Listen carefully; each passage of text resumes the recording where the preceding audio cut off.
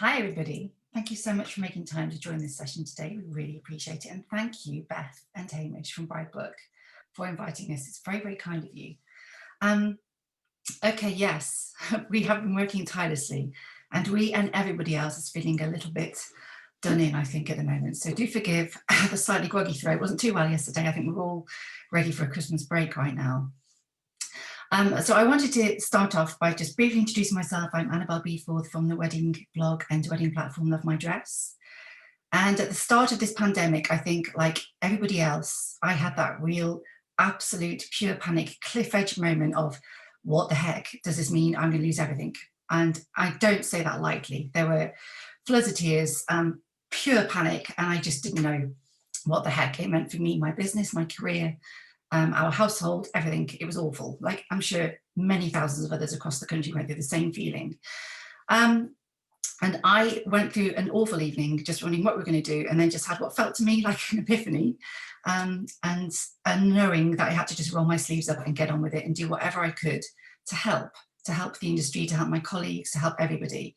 It really felt like a moment of needing to be together and having unity. So the very next day I set out to work with my colleagues, my teammates, Tamryn, who will introduce herself shortly. She's been working with me for 7 years now. We knew that the best way we could help was to use our platform to try and create community and to try and sort of share messages and spread information. And so we set out to do just that.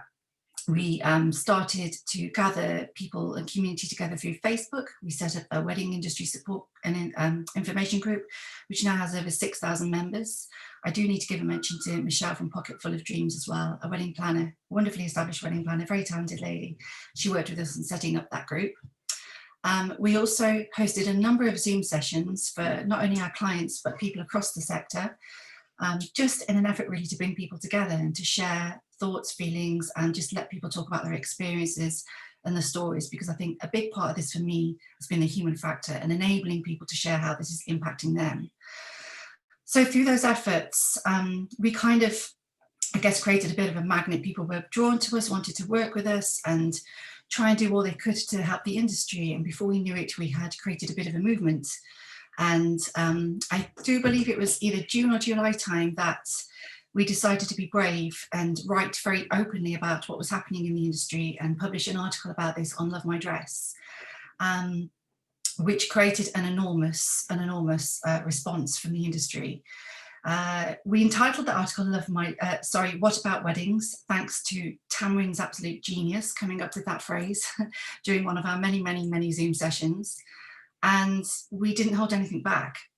We said exactly what we were fearing, what the industry was going through. And I think it was the first time anybody had really said this openly, because I think there was a fear up until that point to just be careful about what we were saying. Nobody wanted to impact consumer confidence too much. And so nobody had really said too much before that publicly. But that changed everything kind of overnight. And so we created more of a formal movement. And What About Weddings became more of a formal team, I guess, of campaigners and lobbyists. And there were other people as well who were on the team at the time, but I guess, you know, because of various work commitments and things pulling these people in other directions, they have now left. But the people that you see on this Zoom session today are those that have carried on. And I think it would be fair to say that the workload has become stratospheric. It's gone through the absolute stratosphere over the last few weeks in particular.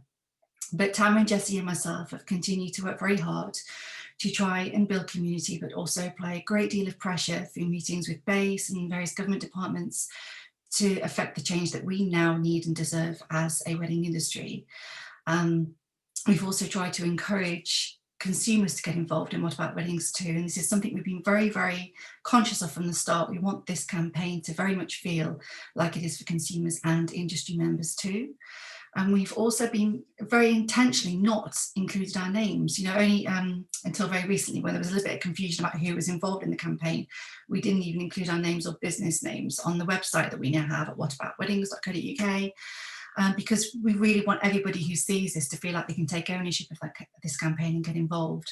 So we've done a lot of campaign activity to try and get consumers involved and apply pressure onto their local MPs, which has had a fantastic impact. And also, yeah, we continue to hold Zooms. and just do a huge amount of work behind the scenes, liaising with government ministers, to the point, where we are right now today, before Christmas, waiting to see what we can do. But I'm going to pass over to Tamryn, because she's going to talk in a little bit more detail about the huge list of things that we have been doing over the past few months and what we are planning to do over the next few weeks as well.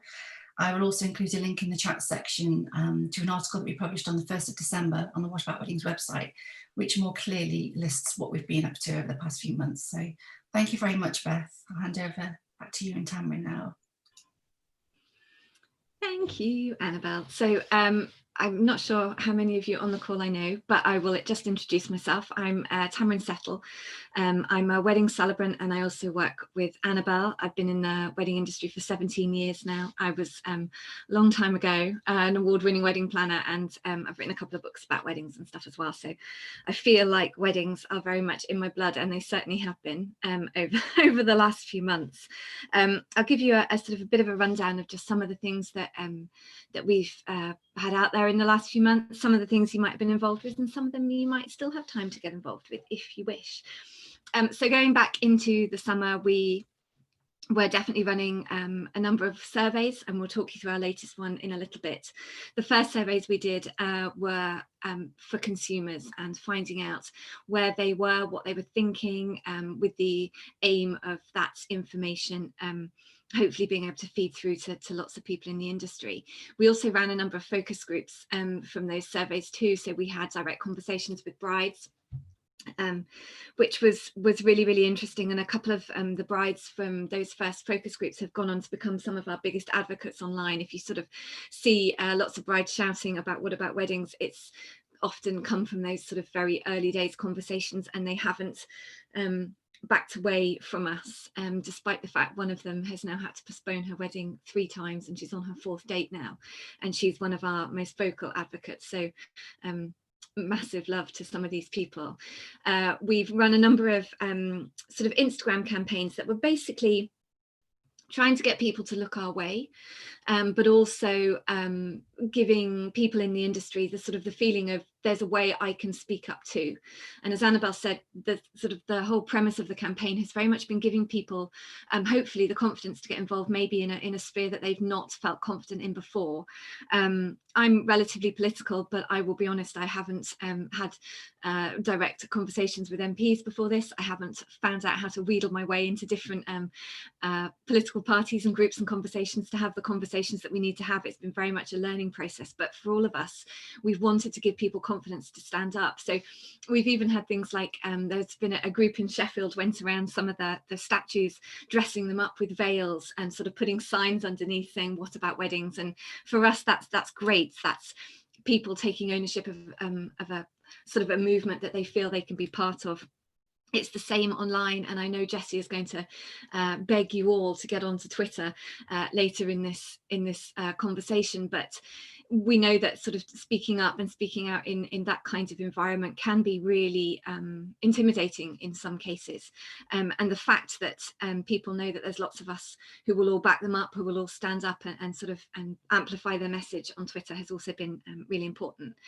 So over the summer we were very much a kind of I would say in some ways publicity campaign, trying to raise the profile of weddings, trying to change the tone of the conversation from weddings very much being seen as sort of frivolous extravagance, and as one of the ministers referred to them in the House of Commons as just parties. We were trying to do a lot to sort of change that and to get the businesses and the amount of work, the amount of effort, the economic value, and sort of just changing hopefully how people were seeing weddings. We did a lot of media over the summer. There were lots of great and supportive newspaper articles that are still continuing now. So hopefully there has definitely been a change in how people have seen us. I think that led us to the realization that this very much needed to become more of a political campaign. As much as we can tell everybody how much we're worth and how much we all need to get back to work, we can't actually affect that change ourselves. That change has to come from those in charge. So we moved very much towards more of a sort of a political campaign as well, whilst still maintaining the public sort of persona of everyone being able to get involved, still putting out the famous pink tiles that you might have seen across Instagram and Twitter with messages. But it did move at that point to quite sort of a political campaign as well. We have been, I can't probably even count the number of Zooms, emails and various conversations that we've had with lots of different ministers and MPs across all parties. I think is really, really important to say, as much as the Conservatives are the party in government, and we have lots of really supportive Conservative MPs who literally are emailing us at the moment. We also are using and working quite closely with the Labour Party and with the Liberal Democrats as well, so they can push and force and give as much pressure onto the Conservatives as possible. So when Keir Starmer stands up and asks about weddings in Prime Minister's questions, when Ed Miliband has a go at the business minister, when Labour MPs are submitting written questions and trying to submit early day motions, that's all to our benefit, because it all puts pressure on the government and means that they can't look away from weddings. So then when their own MPs now are also starting to put a lot of pressure on them, it is helpful to us. One of the things that has sort of come across in all of the conversations from all of the political parties is that noise is absolutely vital. And I must have heard that in the last week from Labour MPs, from Labour shadow ministers and from Conservative MPs alike, that we absolutely cannot sort of dial it down in terms of volume, that we have to keep going, making a lot of noise and telling people what we want, and we'll get to that in a little bit. One of the campaigns that we launched recently was our Christmas card campaign. We worked with a super talented designer who put together the most brilliant Christmas cards that people can download from the What About Weddings website to send to Boris Johnson, Nicola Sturgeon, Mark Drakeford, or the Northern Ireland Assembly as well. We know that Boris Johnson has received over 1,000 Christmas cards coming from people in the wedding sector in the UK. So if you have sent him a Christmas card, fantastic, well done, it's definitely been noticed. And if you haven't, you still have time before the last posting date to download one and just drop Mr. Johnson a little note saying that we're not going anywhere quite yet. Please do that. It does make a massive difference. We know that a lot of the conversations that are had in government and in the opposition as well are very much driven by the volume of inquiries that land in an MP's inbox. So as much as we keep saying, please email your MP, please email your MP, please email your MP, and even if you get the standard response of I'm looking into this, or weddings are allowed, or whatever it is, please know that actually behind those standard responses, MPs are doing a lot of work. So there was a debate in Westminster back in the beginning of November now about weddings, and I can count on probably two hands now the number of MPs that stood up in that, despite having given the brush off to some of their constituents, who still stood up and went into bat for us on that evening. And one MP in particular, who I was having conversations with, sort of a wedding professional in her constituency, who just kept saying, I'm not getting anywhere, she's just not listening. This MP stood up in that debate and name checked that professional as thank you so much to Natasha for opening my eyes to what's going on in the wedding sector. So although it might feel like you're not getting anywhere, I can absolutely assure you that you can. I'm just seeing some comments pop up saying I've never had a response from my MP. We have also fed that back because MPs are supposed to respond to their constituents. So if you are not having any luck in getting a response from your MP, please do let us know, because it's all information that we can use. I will stop there because I'm very conscious I've been rabbiting for a little bit, and I will hand over to Jessie, to at least you get a different voice for a few minutes, and Jessie can jump in and explain some of the other bits and pieces that we've been doing, some of the political meetings that we've been having, and some of the progress that we are making in that department. Yeah, thanks, Tamryn. I know the thing is, we have so much that we talk through whenever we have these updates, and it's hard to know what everybody finds useful or not, so we just sort of tell you everything. But I think one of the biggest things that we've progressed in the last 3 to 4 months now is that we sort of sat down and sort of assessed what we're doing and thought, it's actually really important that we step out of our bubble of what we think is important and what we think the industry wants and needs. And it seems obvious, You probably have seen we've run multiple surveys throughout the year for businesses and consumers, which have been really, really useful, really hard hitting when we use those in campaign materials, but also when we're talking directly to government. But then we extended that and we started to reach out to other campaigns and to other industry bodies and associations, not just within weddings. So we reached out to the various different events, wider events campaigns. Actually been talking to them for quite a long time, but sort of stepped up our involvement in conversations there.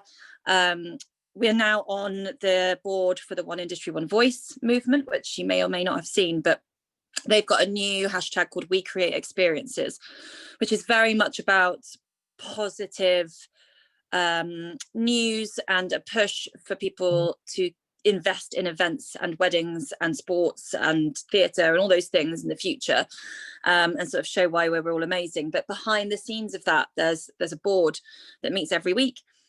We go through who's met who, which ministers have been helpful, which departments have been great, which civil servants have given interesting feedback, what the latest research on rapid testing is, insurance. If there's a campaign running, we liaise so that we don't clash, so that the sort of maximum amount of exposure is there and we can cross-reference each other. So that's been fantastic. From there, we tend to go and speak to people independently. I've personally been working pretty hard on the solution side of things, a lot of research on pilots and rapid testing, learning from other sectors, not just events, but across hospitality, about their movements and what's happening there and what we could potentially use for our industry. Working with underwriters and insurers and brokers and other insurance experts, to try and think about solutions on that front. We all know what a nightmare insurance and CMA has been for us this year. So we're trying to work on government-backed solutions for that. There are others who've done a huge amount of work on the legal side of things and representing different parts of the industry. So there are industry bodies and associations that will help venues. There are those that help photographers and those that have membership for marquees. So what we've done is actually host a roundtable fortnightly, and with separate calls and emails in between, with all of those representatives to really understand what members' concerns are, what the solutions from those different sectors could be, and work that into all of our proposals and conversations and ensure we have that representation. And again, we've been through our social media channels, as much as we've been shouting and putting stuff out there, we also listen. We get thousands upon thousands of private messages on Instagram and Twitter specifically, but also on Facebook, asking us for advice. In fact, the vast majority are couples who are really, really confused and upset. And what's interesting is sometimes we get to turn a story that someone feels quite negative about their wedding and suppliers into a more positive action, where they've written to their MP, they understand the suppliers and the venue side of things, and they've been able to turn that around sort of psychologically and use all their frustration to absolutely push all of that towards their MPs and ask for their support. So that's sort of, I suppose, the busyness of collecting research, talking to different people, listening to different people, learning and strategizing our campaign stuff with that.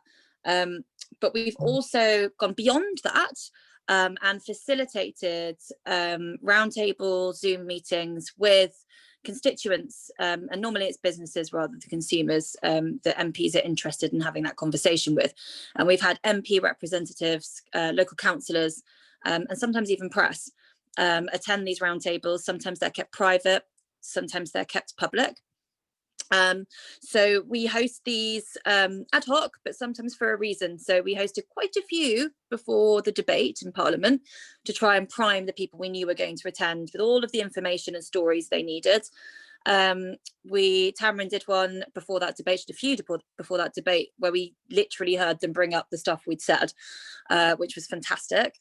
I did one recently with Conservative MP in the Cotswolds and a Conservative councillor in the Cotswolds, but also we had a journalist host it and it went public, which is fantastic because it sort of holds them accountable. And it was real business stories. And I think we'd love to do more of this heading into January, because one thing that I've noticed whenever we host these things is that because Tamryn, Annabel and I are working so closely on the campaign, and because it is heavy a lot of the time, it's quite emotional. You hear a lot of really awful stories from all sides.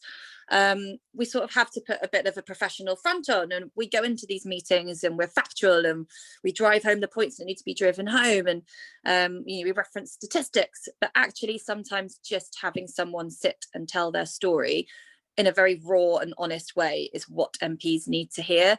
And I think we're sort of beyond it. So sometimes just us facilitating that and hosting it and adding that weight to that reality is a really, really good thing. I think in January, based on lots of feedback we had on social media when we did a Q&A session, we're going to host various things on our Instagram page in particular, but also through Twitter. So we want to do a roundtable for different communities. We know that the Asian community are really frustrated. Obviously, guest numbers being so heavily restricted is particularly difficult for them. There are loads of different parts of society where there's elements of their wedding that cannot take place even without the guest restrictions, just the dancing or the touching or the food or the sharing. So we're very conscious of that, and it's important to us that people feel and do have an opportunity to talk and feel heard, and that we then can take that to government or to MPs or to ministers or even to press. And sometimes it's us taking it, and other times it's inviting those people onto those calls. So we're going to look at doing more of those. And we have been asked a little bit by consumers about, could you do more inspiration for sort of micro weddings and small weddings? We're very conscious about not doing that. We feel like the platform we have is very much a voice for the issues that people are facing, and that many people are feeling sensitive to having no work or not being able to host the wedding that they want or need to have. So we are probably going to start collating just weekly recommendations of where to go to look for that inspiration, championing suppliers who are doing it. It doesn't need to be a blog or media outlet. It could just be a photographer or a venue that's been doing lots, and we push people towards their Instagram page. So genuinely, if anybody feels like they'd like to be involved in something like that positively, then we're going to be looking at that. The other thing that there's a huge focus on, and not just with us in the next few weeks and months, is on mental health. We had a survey that was actually in collaboration with One Industry, One Voice and the various other campaigns. So One Industry, One Voice is made up of all of the different campaigns working across live events, and also industry bodies who are doing a lot of work. So we ran a sort of collaborative survey between us all, and the results on mental health were shocking. And we all agreed that it is something we want to focus on, particularly with Christmas coming up. So there is stuff going to be going out in the next week to sort of help people, show support, show people we're here and listening. I think, as Annabel said, we're all sort of ready for a break now. But there are people who will still need access to that support. So there's a numerous stuff that's going to be going out to people on that. And we recognise that, for many, it's been a financially difficult year. It's been a stressful year, but it's starting to take its toll. And I will say, hand on heart, I don't think there's any business owner that I've spoken to, large or small, who hasn't felt impacted by that in some way. And we know that going into January, yes, there's lots of practical stuff we're working on. There's lots of direct conversations with government and different departments, whether it's DCMS or BASE or public health or whatever it is. And yes, there's lots of press and PR and pressure and all that stuff that we engage in constantly, daily. But there's also a certain amount of listening and support and community that we need to keep building on. And interestingly, which we'll probably go through next, in our consumer survey, mental health was also a thing that came up again and again with couples. They are really struggling through this now. Lots of people have had experiences of friends and family passing away over the year, or they felt their life's on hold, they're not able to go and live with their partner yet. So just sort of recognizing that and knowing that we need to keep building our community and it being a safe space for people to vent, to air their frustrations, to talk, to seek advice, and facilitating that more, I think, is something that we know we need to keep working on, in addition to the other practical stuff. I think Have I missed anything, Tamryn, Annabel? I was just going to jump in a little bit on the mental health angle. We had a brilliant roundtable Zoom. Oh my gosh, it feels like it was actually years ago, but I think it could only have been last month, with Dr. Rosanna Allen-Khan, who is the Shadow Minister for Mental Health.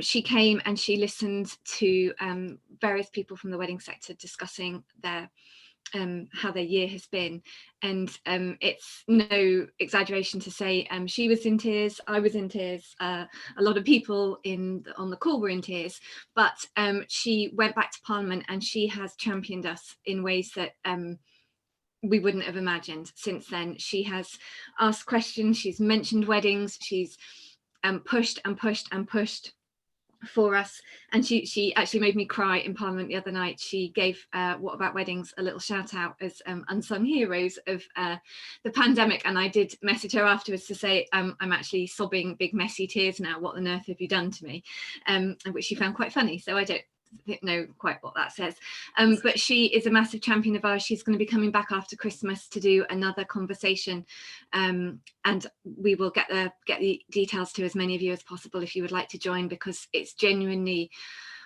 uplifting in a way to be in a space where everybody's sharing how difficult their year has been, but with such grace that you can't help but come away from it feeling that you are not alone and you are not going through this, and that there are people out there who really, really want to help.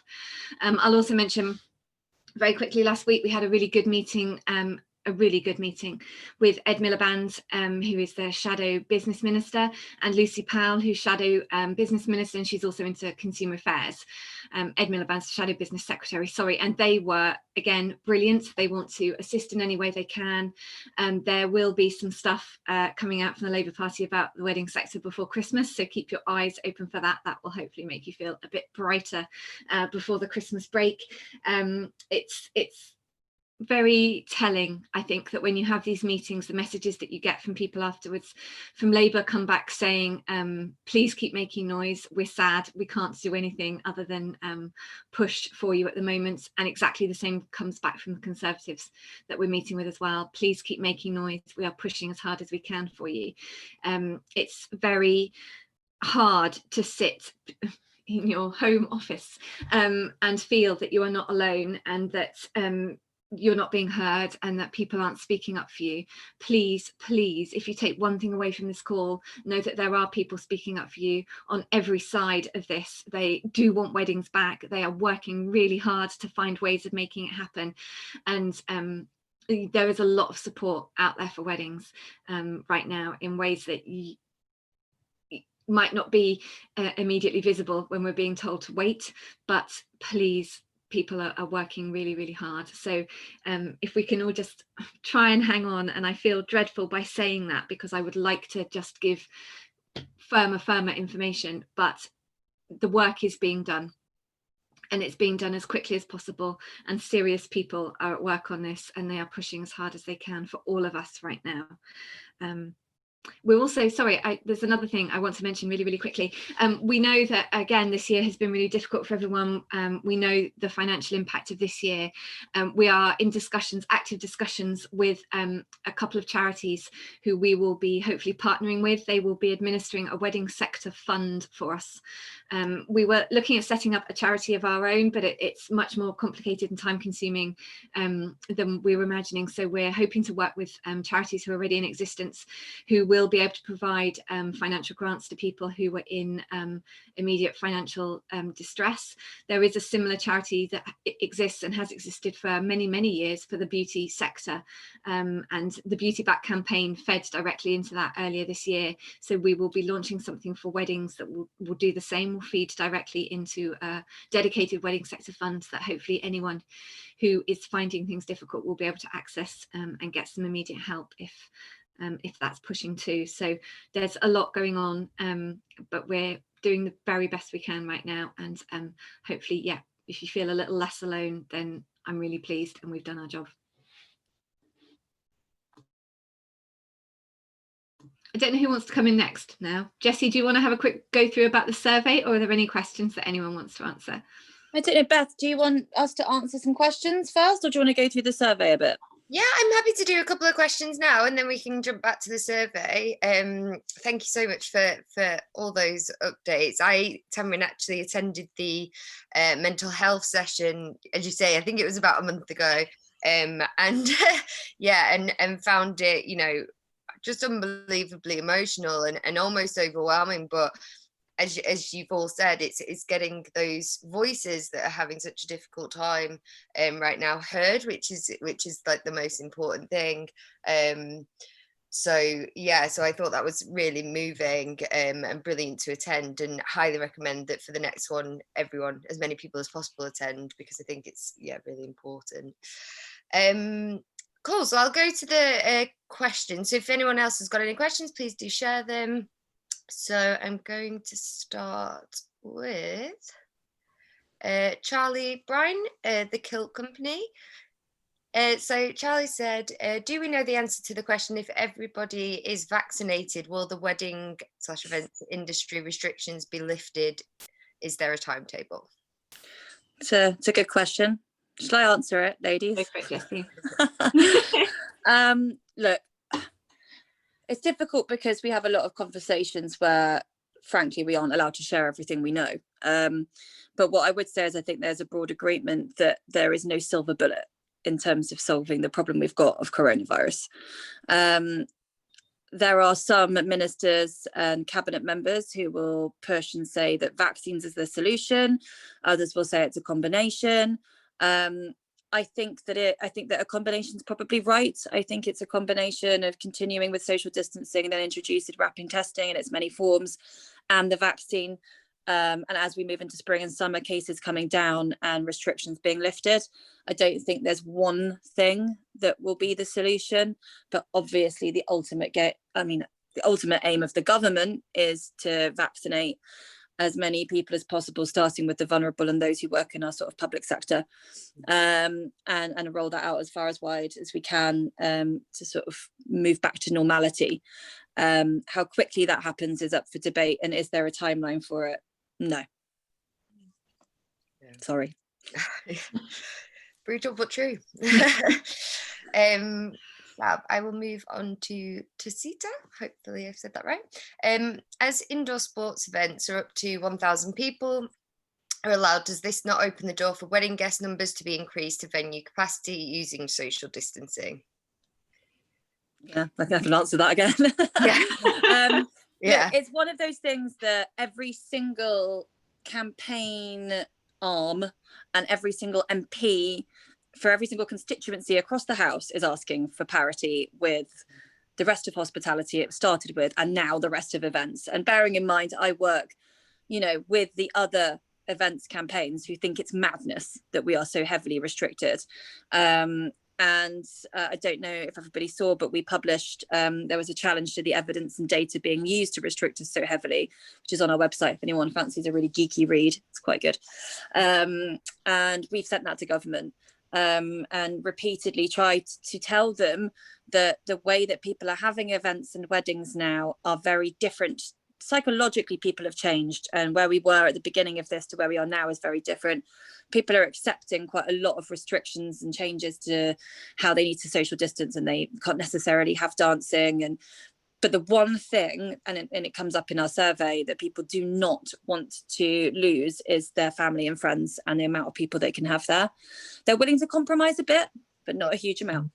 And it's one of those things that we keep saying, like, unless they do allow us to have capacity numbers based on the size of venue or marquee, by the way, then the consumer confidence will keep dropping, and that's really what we need. And just an incremental increase, heading towards spring and summer would be really helpful. So we're pushing really, really hard for it, but there are concerns from government across different departments that weddings are social events and people are still hugging and kissing, and there's still all of those assumptions being made, which keeps the restrictions put in place. And we're just trying to challenge them on evidence and data and balance that with businesses and livelihoods as well. So yes, you'd think that it was now the time to give us higher numbers in line with the rest of hospitality and the wider events sector.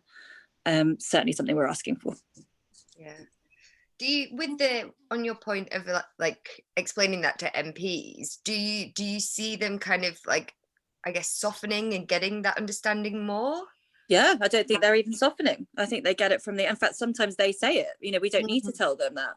They, at the beginning, we were sort of softly saying, well, we can understand the difference between restaurants and we can understand the difference between, a wedding and a bar. But now, it's like, well, actually, no, we're just having a ceremony and a sit down meal. The rest of it's not happening. So it's very similar, and people are seated in bubbles. And I think that MPs are really frustrated. And as Tamryn said, that's across the House. That's not just opposition MPs sort of siding with the most popular argument. There are a lot of Conservative MPs who are really pushing for this issue in particular.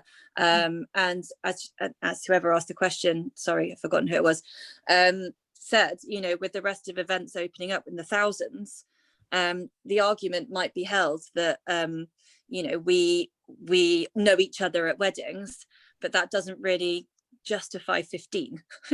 It might justify 50 or 100 rather than 2,000. But so yeah, it's definitely something that MPs are really strongly pushing for. You would have seen that if everybody hasn't watched it. You can watch the debate. Again, it's on our website, that Parliament had on it, and every MP rose that issue. So yeah, they really did as well. It was overwhelming, wasn't it? Overwhelmingly so.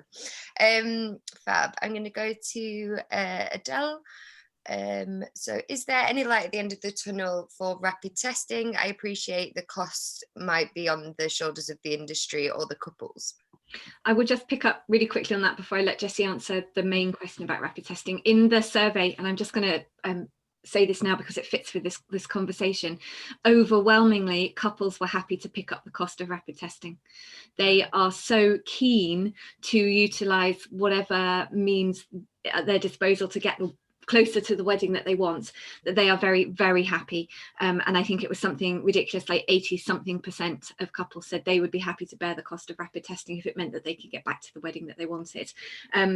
It will depend on the price. I think couples were sort of generally saying they were happy to pay up to £15 per person for rapid testing to get that at their wedding. So it is something that as an industry, we don't necessarily need to think, oh God, this is going to be another cost that we're going to be asked to bear. The couples are very happy at the moment to use rapid testing to be able to get back to the kind of wedding that they want. So Jessie, I know you've been having more conversations about rapid testing than I think anybody needs to have in their lifetime, so I'll let you answer the rest of that question. Yeah, oh dear. The thing is, all of these things they seem like such simple solutions, but that when you dig into it, it's not. And that's, I guess, the difficult thing when you're campaigning is, on one side you're going, we need this, and on the other hand, when you look at the solution, you're like, ultimately, I do think rapid testing is going to play a big part in all sectors going back to normality, definitely. They are already running pilots. They're using rapid testing in the film industry. So there's a Batman movie at the moment. They're using it successfully. TV and film, you notice things like even Strictly Come Dancing, they're using testing. Things like oil rigs, all the personnel that are going over there, they're all using them. And they're running pilots in loads of different other sectors now, starting to roll out. And we are in conversation with the government about that.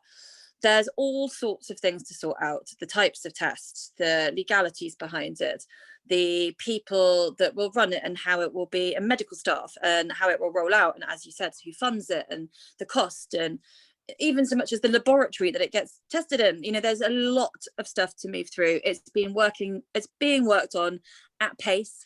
There are people within government and also within our industry who are working really closely together, again sharing knowledge with the wider events sector on the pilots that they're talking about, looking internationally at pilots being run as well. There's been a few announced, I think one in Poland, and Barcelona, for big capacity gigs. So there's a lot of people doing a lot of work on it, but it's so science heavy. It's something that we can't push as a private sector across any industry without that support back from the people in charge, kind of leading us on particularly which way to go. But yeah, essentially there's a lot of people working as hard and fast as they can. There's an intention definitely We're pushing for pilot events as our MPs, and for a timeline to try and roll this out, and in conjunction with the vaccine, get us there quicker to full reopening. And I do think it will play a really important part, but the logistics of it are difficult. But I think come January, we've all going to have a lot of work to do on that, in short. Nice. Maybe what we'll do is should we do the statistics now? Because I'm guessing that might answer a few more questions as well, and then we can come back to the questions at the end. So we will get to everyone's questions, don't worry. I like the way that you're sort of framing statistics as like a nice break. Yeah. From I just want data. So what we will do, we will be putting a lot of these responses and sort of more detail about the information that we got from this survey on the What About Weddings website before Christmas, so that people can see this. This is just our sort of first look at the moment. It was another survey that wasn't open for that long, but we had over 2,500 responses, and the vast majority of people who started the survey fully completed it. So that was quite a step forward for us as well. One of the things that we were trying to get from it was very much a sense of how obviously consumers are being impacted from this. A couple of the MPs who we are working with, Caroline Noakes in particular, who's a Conservative MP, she is also very keen on the way that weddings aren't just being affected from a business perspective, they're also being they're affecting people's lives and their ability to move forward with their lives. So that's something as well that we're trying to gather data on to push forward to her so she can continue her argument, so we can get more traction, and it just continues sort of in this vein, endlessly, basically. One of the questions that we asked, and I'm not going to go through all of the data now because it is quite sort of heavy, is that what people were worried about. And from a business perspective, this is something I guess that we all need to take on board, and maybe try and find ways of mitigating people's worries. Obviously, one of them was very much around reduced guest numbers, but also not being able to have the wedding that they'd wanted, that they'd planned. We're still sort of coming up against the fact that whilst we might be very willing to adjust how I walk down the street, for example, I'll quite happily walk in the road. If someone's coming down the pavement, that I will sit further apart from people in a restaurant. The kind of idea of giving up on the wedding that people want is still proving really, really difficult for people. However, that obviously comes with the counterpoint that despite how difficult this year has been, people are still not prepared to give up on their wedding yet. So whilst we are in this sort of limbo situation of not being able to give people the wedding that they want, whilst people are still keen to have that wedding, we should all still have hope that, you know, as soon as the sort of we come out of this phase and start moving back to reopening, we haven't lost these people. You know, couples haven't given up on their wedding plans. As much as some of the comments were, I've almost had enough, it's always, I've almost had enough. They are still hanging on, and the amount of support, again, we will share some of the comments that we received. The amount of support that couples have for suppliers is unbelievable. And I know we probably all maybe experience the odd couple making sort of life a bit difficult, but overwhelmingly the responses from couples saying, I cannot imagine what suppliers are going through right now. I cannot imagine what businesses are going through right now. The government needs to support businesses to get through this. Honestly, it would break your heart if you read some of the responses from people, because they are so on our side. And that's one thing that comes across in all of the meetings that we have sort of across wider event sector, is that we have this consumer angle that most of them do not have, and they don't have you know, even passionate festival goers and concert goers really standing up for suppliers and for business, and we have that, and that is absolutely something we need to harness, and some of the campaigns that we've got planned for the new year hopefully will do that too. So people are sort of less worried now about vulnerable guests not being able to attend. I think the announcement about the vaccine definitely helped in that regard, and I think again it's that sense of we're making progress and we're all learning to adapt. That's definitely coming through. Not as many people are worried now about having to postpone again as we saw in surveys earlier this year. So there is a definite sense that we're starting to come through this, and whilst we're not coming through it maybe as quickly as we would all like, couples are starting to pick up on that. So that sort of worry about having to move things again isn't there. I will mention insurance. This is definitely something that couples are starting to pick up on a lot more, that they're not able to be getting new insurance policies, that the insurance policies they had aren't paying out. I will also flag at this point now that this is something that Lucy Powell from Labour has definitely said she's going to pick up and work with. So if anybody has any stories around insurance and issues, please let us know, because obviously we can feed them onto her. She's gathering a lot of data to try and take that forward as well, and she's working cross-party on this as well. This is not just something that they're doing on their own, they're trying to get movement across and support across all parties for that as well. Let me just, I'm having a little run through now. Yeah, so there's still a huge amount of support for us. And we were also asking about, okay, so if you could go ahead, what measures would you be willing to have in place? And people are still much happier now, it sounds awful, on cutting their guest list to get the rest of the wedding, but it still seems that somewhere between 50 and 100 guests is the tipping point for most couples. Less than 20 guests was still a massive sticking point, so the numbers that we have right now aren't good enough, and that's something we're definitely pushing for, is this sort of incremental reopening, some kind of staged plan where couples can see that numbers are going to increase, because that's definitely helpful for them. When we ran these surveys earlier in the year, people were really funny, weren't comfortable with the idea of staff wearing any form of PPE at their wedding. That's definitely changed now, and that's something that everyone seems more than happy with. I think we're all so used to walking around with masks in our pockets and sort of figuring out how you can show someone with your eyes that you're smiling or laughing at them when they can't see what's going on behind the mask. We've all obviously got really good at that, because couples are now completely fine with that. Same with the limit on alcohol. I think we've kind of all developed our understanding, and that idea of, if we all get drunk, we all get a bit touchy-feely, and we'll stop with the social distancing and the things that we know we need to do. They would be fine to have their alcohol limited if it meant that they were still able to have larger numbers and they were able to do the things that they want to do. Not so keen on sort of the social distancing elements, which again you can completely understand. Things that kept coming up in the survey, in the comments repeatedly, were, I want to walk down the aisle with my dad, I want to be able to to get close with my friends and family. So again, that's something, as Jessie said, that hopefully if we can find some kinds of comfortable position with the rapid testing, we might be able to get to that, but I do think that's a little bit of a way off. Anyone here who's entertainment or music, you guys are more crucial to weddings than maybe you even knew, because it keeps coming up in the survey that people want to dance, they want that party. I mean, God, we all want a party after this year, but that element of the wedding as being a sort of a big celebration, people are really hanging on for that. So again, please take heart if you're in entertainment. Couples love you and they desperately want you to be part of their wedding.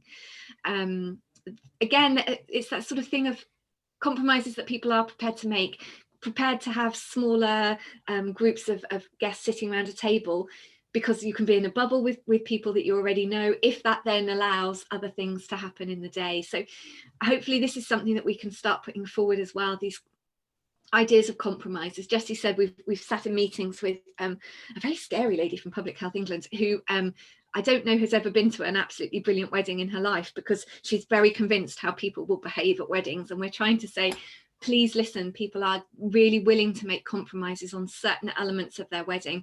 Nobody is expecting that we're going to flick a switch and life is going to go back to exactly how it was this time last year. We want to work with you, and we want to come up with compromises, and couples as well as businesses sort of want to do that. We just want to get back to something, and that's a message that's starting to get heard and to come across right now as well. Couples as well, very keen to isolate before the day, whether that's sort of just a way of avoiding all those last minute nasty conversations with people, but they're very happy to put themselves out to make sure again that they're protecting all of their guests as well. So there was a lot in here.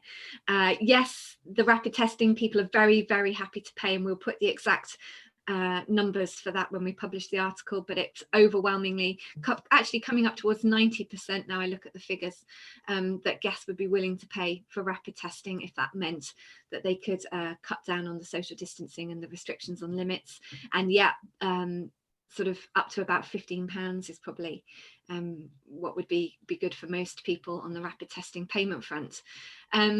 We asked a question, thinking about your wedding plans, what's most important to you? Having their friends and family is still really important, which is why we absolutely cannot let up the pressure of pushing for incremental increases in numbers. People have to have that assurance and confidence that things are moving in the right direction. After that, it's being walked down the aisle, it's great food, it's dancing, it's speeches, it's those things that make a wedding really, really special to people. And again, as businesses take heart, one of the things that wasn't so important was about not losing money. So they're prepared to, again, hang on for these things that make a wedding really, really special, that we all do so amazingly well. So please, again, take heart from some of the responses for that. I'm going to stop banging on about this right now. We'll publish the full data and a lot of the comments. Yeah, some of the comments from couples will hopefully give you a big boost before Christmas. They're absolutely on our side, and they want weddings back as much as we do. And if there's some way that we can all work together on this, as we kind of have been trying to bring everybody together, a kind of flag that everyone can rally around to just get this moving, I think we are going to come out of this with some blooming amazing weddings next year, because these couples want this more than you can begin to imagine, and we all want to get back to work, so this should be something very, very special. Amazing. Wow. Yeah, I actually recently got engaged myself, so all this really rings true for me. You know, I'm very much, I don't want anything to change for me. Like, I want the wedding that I've always dreamed of. So, you know, yeah, absolutely agree personally. And Bridebook's also done a survey recently, and we're basically seeing exactly the same in our surveys. People aren't looking to change their plan. They want the wedding that they dreamed of. So, you know, that message is coming through strong from couples, which is super motivating. And hopefully, you know, we can look to next year with some optimism that we will get back to hopefully some form of normality at some point. Great. So shall I go back to questions? Was there anything Jessie you wanted to add at all? No, happy to take questions. Cool. Thank you everyone for your congratulations. So where were we? Just scrolling back up. Sorry, bear with me 1 second. There was one that I picked up on in your email from that you sent us before, Beth, about what grants and benefits are available to people in the wedding sector, and we definitely want to address that right now. There is a brilliant website called Turn to Us that has a grant search and benefits calculator on it. That's definitely worth looking at. And that should give you some personalised advice as well. We know that the additional restrictions grants and local restrictions grants have been opened up pretty much everywhere in the country now. But what we're hearing is that the application of the grant criteria is, let's say, patchy. So we're trying to gather some data on that to feed back to a Conservative MP who is happy to take this to Treasury for us as well. So if you have been turned down for a grant, if you have been given a grant and you're happy to share the amount, please email us privately and let us know. It's all good information that we can take back. The Conservatives seem to believe that everybody's getting about £3,000. And they're still saying that's not enough. We know already that people aren't getting £3,000 in local restrictions grants or additional restrictions grants, and a lot of people are still being turned down, even though some of these grants were set up you know, with our sector and the event sector in mind.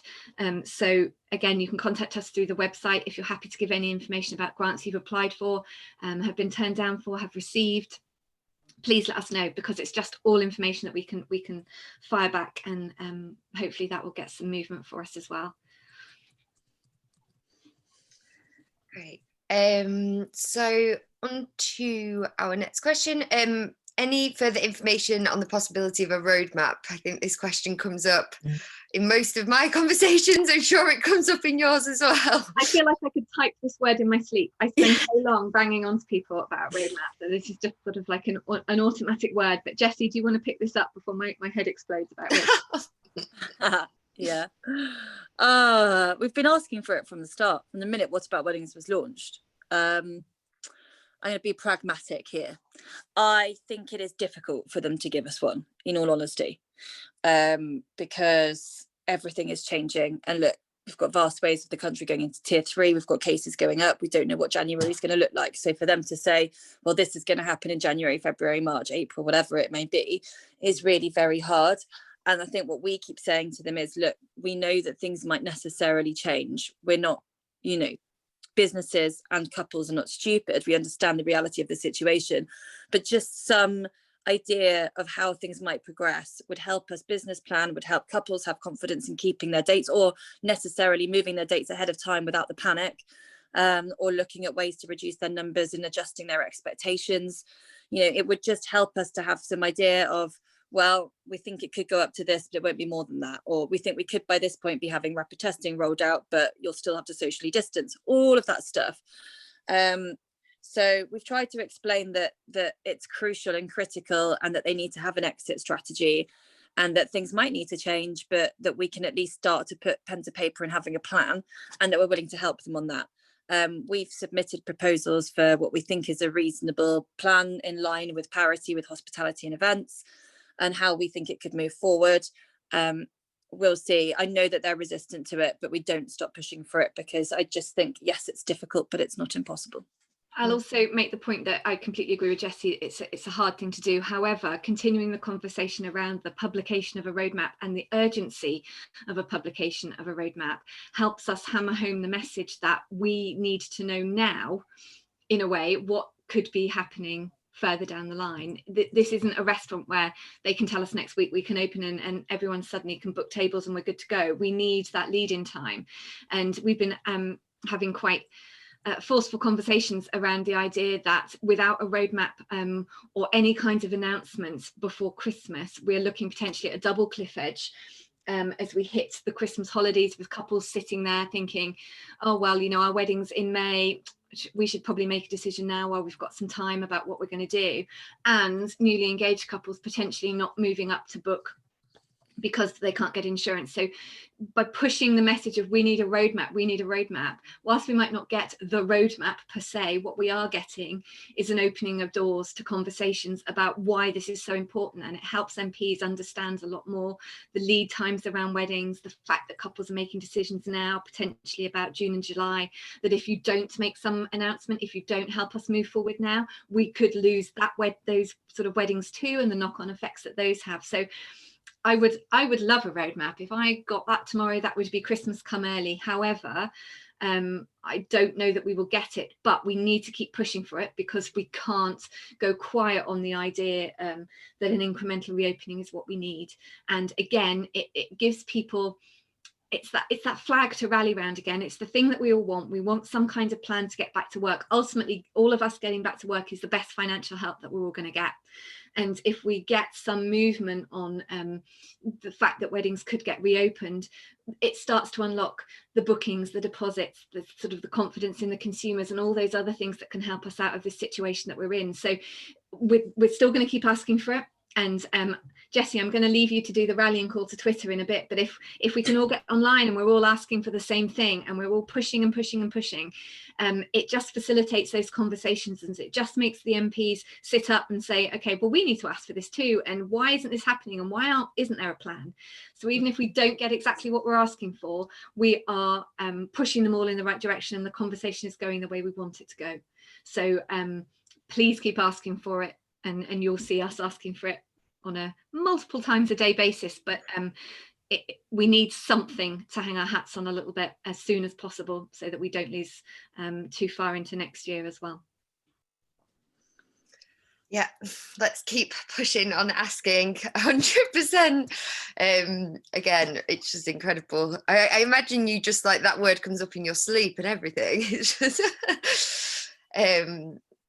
So I'm going to go on to the next question from Ewan. We as an entertainment group rely on the evening receptions. Our first wedding booking for next year is now at the end of May. We still have brides holding off, postponing after Boris's comments last week. We are even looking at the idea of having our acts perform in outdoor receptions, which is a great idea. What are your thoughts on allowing dancing if it was an outdoor event? Yeah. The two things that are really annoying me at the moment is one about performances and how you can have performances without necessarily guests dancing, and ways of doing things safely in the way that you're seeing across festivals and other things happening, and the issues that they are having in terms of reopening are very different to ours. But the other one is marquees and outdoor weddings, which are just banned at the moment on private land. And it's something that I've raised again and again and again and again. I think that our survey shows that people, I mean, number one is people don't want to reduce their guest numbers. Not far behind it is people don't want to not have dancing and singing. And that's something we need to take to government. I know that it's absolutely off their agenda for being allowed anytime soon. What we're saying is if we can get rapid testing pilots and non-socially distanced events approved, the way that they're considering doing for things like Glastonbury and festivals, we should be able to do that for weddings, and we should be able to have dancing if everybody's got a negative test and is proven to be safe, including all the staff, of course, involved. But yes, at the moment, it's just not some, they just won't even consider it in terms of the next. It's really difficult because when we talk to the industry, people are talking in months because we're all looking ahead, like April, May, June, July, right? Because that's our season. But when you talk to the government or when you talk to public health, you know, their days are weeks, their weeks are months. You know, they'll go, we can't look at it for a bit, we can't look for a while, and they mean January. You know, it's just a different timeline of the speed they're working at. But it's something that consumers will not bend on. For a lot of them, it's something that's really important. And one of the things we've put forward in our, as in What About Weddings proposals to government, is having a difference in rules for outdoor versus indoor, and allowing properly managed marquees and outdoor weddings to be permitted as well as indoor weddings at venues, and having differences in sort of guest numbers and capacity for those situations in the way that they're doing across Europe too. Great. Sorry, I'm just scrolling down again. What was qualified grants? I think. Oh, last one here. Sorry, couldn't they offer something in line with current tier levels, etc., and number of infections? Yes. Yeah, potentially the tier level thing is is difficult for us, and it's kind of an alignment that necessarily we don't necessarily want to get into, because then we're open again to that thing about you know, things being reviewed every 2 weeks, and that again, whilst in some regards it could be useful to have the conversation, we don't want to necessarily do that, because then we're stuck in the idea that, you know, if someone's wedding is 2 weeks away, it could get taken away from them at the last minute, and then we're all stuck, as we've seen hospitality this week, you know, having to throw away hundreds of thousands of pounds worth of food that they've bought.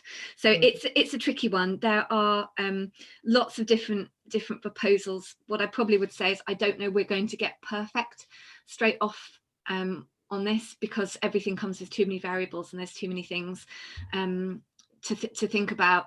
So maybe what comes first, if it doesn't look as perfect as we would all hope, let's just take that as a first step rather than an end game, and then keep moving towards something better, and understand that we probably are going to have to go through some kind of process of proving that we can do this safely, and that we all need to take responsibility for doing that. So this is something that is going to be on all of us. But again, as a sector, if we can get this right and we can do the things that they're asking for, we are going to come out of this with so much more respect, and potentially more respect than we've ever had. That kind of idea of sort of us all being frivolous, money grabbing, you know, just in it for the laughs. Wedding sector people, we could blow that out of the water, and we're already getting feedback saying, gosh, you guys have been so responsible and so thoughtful and so considered in your approaches. So if we get this right, it kind of shines back on all of us in a really lovely way. So yeah, that's just my take on that one. Nice. Yeah, it's just getting that chance, isn't it? But fingers crossed we do. So I'm going to go to Michelle from Fusion Events. Do you think the insurers are waiting for the government to release a roadmap before starting to sell policies again? No. Oh gosh, I think I'm probably also the person that spent more time on insurance than anything else. Maybe I can think of one other person alongside me. No, I think that I genuinely think that insurers will not be touching events or weddings, and I purposely say events and weddings until COVID's not a thing, because even with the roadmap, the issue they have is if like the organizer or the bride and groom get COVID, how do they insure for that? And the risk is so high. So there are various proposals that have gone to government on insurance, on a government-backed fund. So basically, in terms of, I don't know how interested people are in this, maybe not, but basically if there's a fund, it can't just sit there that consumers access. It has to be distributed in a certain way. So it's not quite as easy as saying, oh, there's just some money that the government back in case things go wrong. Obviously it has to be facilitated through underwriters. So they have to assess the risk and whether they're willing to work with the government on that, and the government have to be happy with the amount of money that they're willing to contribute and how much the insurers are willing to contribute. It's very complex. But the live music industry, I don't think theatre have done it yet. Some of the wider events industry I've seen 2 or 3 proposals which have gone to government, and DCMS is sort of kicking their feet a little bit and not quite getting on with it. You might have seen there's been a lot of press coverage around that.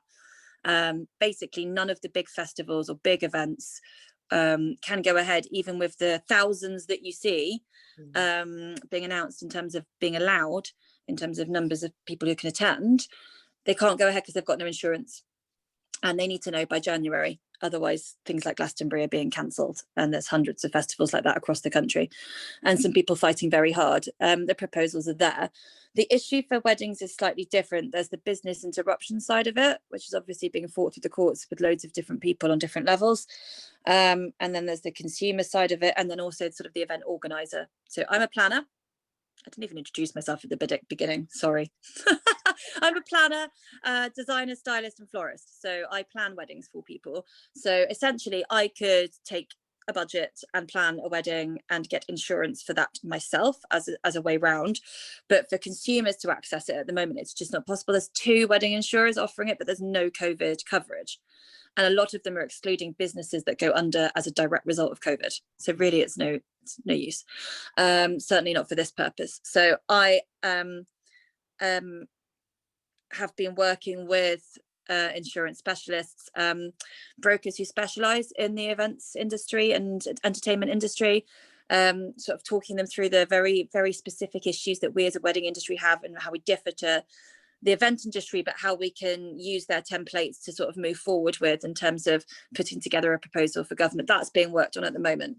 I think it's critical to consumers, because if they've got something that says that if it all goes wrong and they can't do it, they're covered, they're just going to want to go ahead, and the risk is spread throughout the year. It's really technical. I'm sure most people aren't interested, but in short, no, I don't think insurers will have anything available that covers COVID for as long as COVID's around. They've made that pretty clear. So there has to be a solution through government if we're going to have anything, and we are working on that. Amazing. Whew. Well, I think that's all our questions. I think the pre-submitted ones have been covered as well.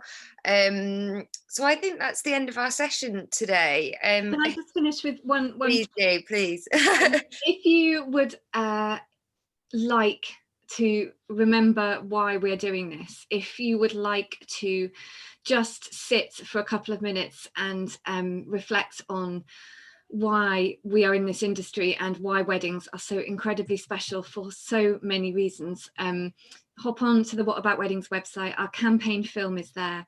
It sums up everything about this sector, why it's so special, why it's so fantastic, and why we will not sit down and go quietly on this.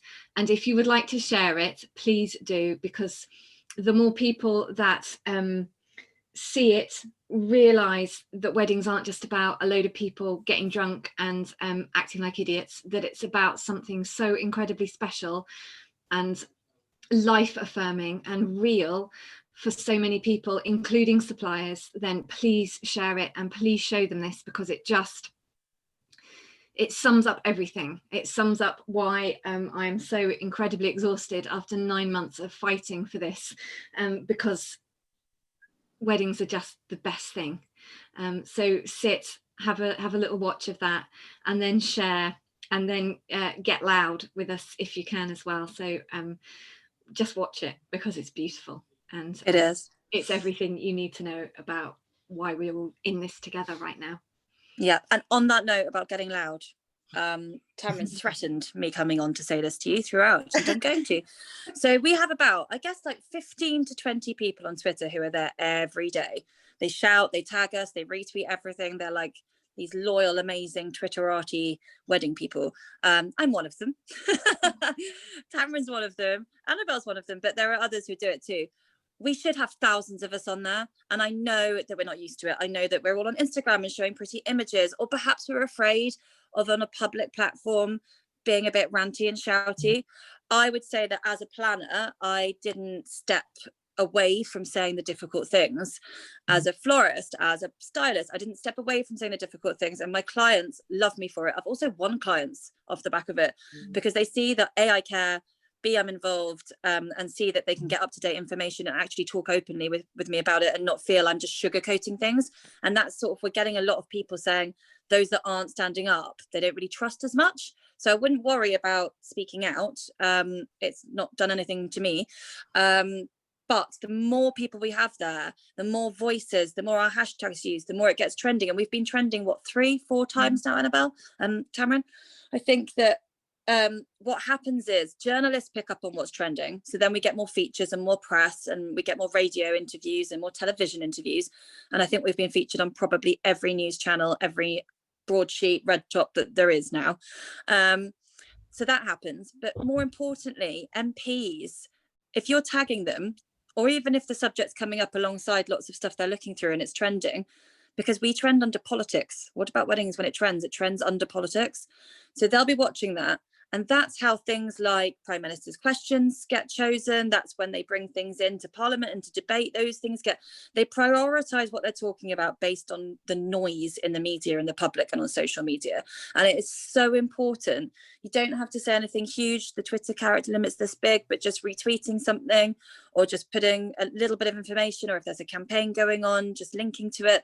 It makes a huge, huge, huge difference. And it's something that, as Tamryn said at the beginning of this, every MP across every party has said, you do it brilliantly, you must do it more. The squeakiest wheel gets the oil, and we need to be more squeaky, and we need our industry to not hide behind the fluff and do what hospitality are doing so brilliantly. We are struggling. We need support. We need to plan our way through this. We need to reopen, and we need to do what sports are doing and what other creative industries are doing, and we need to be not afraid to say that yes, we're successful as an industry and we're worth a lot and we've got viable jobs, thanks very much. And it's something we've turned the tide on through the campaign, but the more weight we have on people online, and it is Twitter, the better. So that is my personal plea. If you're not on there, join. If you're on there, reactivate. Come and say hi to me. I'm on there. At Jessie Sorora's. There's a What About Weddings WAW official UK Twitter. It's a very safe place to say what you want. We don't always retweet everything when people go off on a tangent, but typically we support you. Can I just say, after that amazing speech, Jessie, it's just, I'm almost in tears. It was very amazing. And please do tweet, but also please give yourself a break over Christmas. This thing is massively taking its toll, and the number of people who are contacting us privately, who are contacting me privately, and are struggling so much, and you would never guess from the outward face they put on social media. And I think it's very easy to feel even more under pressure when you see your colleagues and your competitors doing all of these things and you feel just awful about it. Please just step away from it all over Christmas for a little while. Allow yourselves to recharge. I'm just going to pop a link into the chat, and it's at the very top of that page is a link to some mental health and support sites. There's absolutely no shame in getting in contact with any of those sites over Christmas. That's all I want to say. Thank you, Beth. Yeah, I couldn't agree more. I think everyone just needs to take that time over Christmas. And yeah, all these links as well that have been shared throughout, I will be putting them in an email and be sharing them with the community afterwards as well. But what an amazing session. Thank you so much. I've been nearly in tears myself about 3 times. I think I held it together just. But no, incredible workshop, and thank you all so much for joining us today.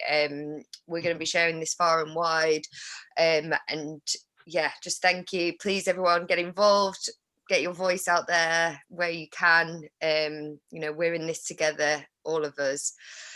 So yeah, but thank you so much. We'll be sending this round afterwards. Have a lovely afternoon, everyone, and see you all soon. And a very Merry Christmas and Happy New Year as well. Merry Christmas. Have a good one. Merry Christmas. I'm gonna